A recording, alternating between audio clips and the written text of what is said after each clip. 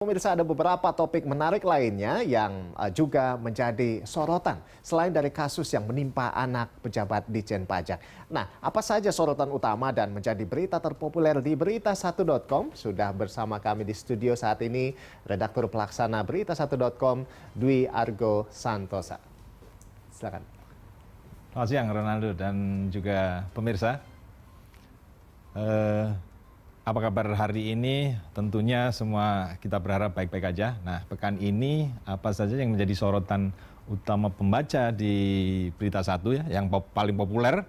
Nah, ini dia. Pada pekan ini, jadi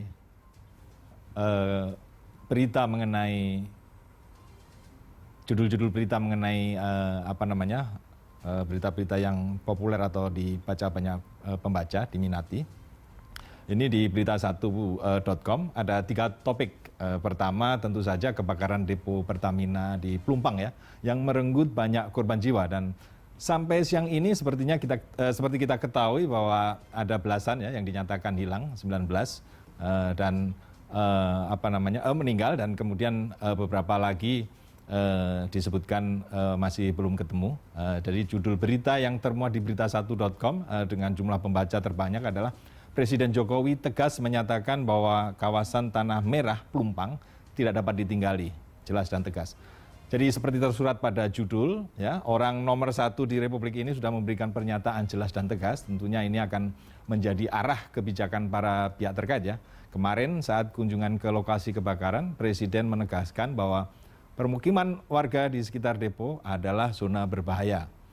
Ada 2 opsi yang disampaikan Presiden Jokowi yang kini tengah dipertimbangkan oleh Kementerian BUMN maupun Pemprov DKI Jakarta ya, yakni warganya yang direlokasi atau deponya yang pindah.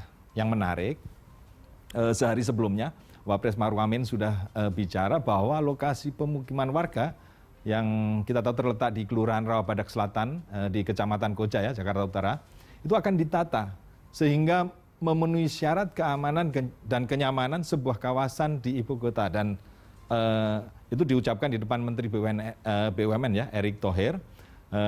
Wapres jelas menyatakan bahwa depo akan dipindah ke kawasan pelabuhan, dan bagaimana kelanjutannya nanti pemirsa bisa mengikutinya di berita1.com dan tentu juga di BTV, karena ini nanti akan sangat menarik karena menyangkut banyak jiwa, bukan cuma soal kehidupan sehari-hari, tapi juga tentunya bidang pekerjaan dan sebagainya, sangat-sangat kompleks. Jadi ini nanti akan panjang dan kita akan terus mengikutinya. Lalu topik kedua itu adalah pertemuan 2 tokoh politik yang berkaitan dengan Pesta Demokrasi 2024, yakni antara Ketua Umum Gerindra Prabowo Subianto dan Ketua Umum Partai Nasdem Surya Paloh di Hambalang kemarin ya. Judul berita yang paling populer untuk topik ini, Prabowo tidak restui Sandiaga Uno dijodohkan dengan Anies Baswedan. Dari judul ini tampak bahwa nama-nama populer itu cukup menarik perhatian pembaca. Buktinya judul tadi, itu bisa mengalahkan judul berita yang justru mengetengahkan substansi pertemuan di mana Prabowo dan Surya Paloh sepakat untuk tidak berkoalisi. Tapi itu tadi ya, Sandiaga Uno dan Anies itu lebih banyak pembacanya itu. Kemudian judul berita lainnya yang diminati pembaca adalah tertangkap 3 anak SMP pelaku pembacokan anak SD di Sukabumi. Ini sangat memprihatinkan karena masih anak-anak ya, remaja itu sudah melakukan pembunuhan. Ini korbannya meninggal. Lalu ada juga dari pertandingan Liga Inggris semalam, MU kalah 0-7 dari Liverpool. Pelatih Erik ten Hag mengaku kecewa dan marah. Ini menjadi perhatian dari para penggila bola, terutama Liga Inggris. Sementara berita-berita topik terhangat juga masih menjadi perhatian dari redaksi.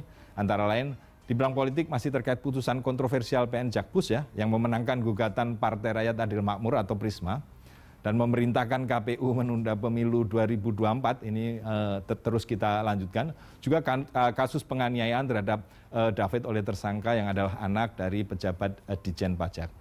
Demikian Nando, dan buat pemirsa silahkan tetap pantau perkembangan berita terkini di berita1.com.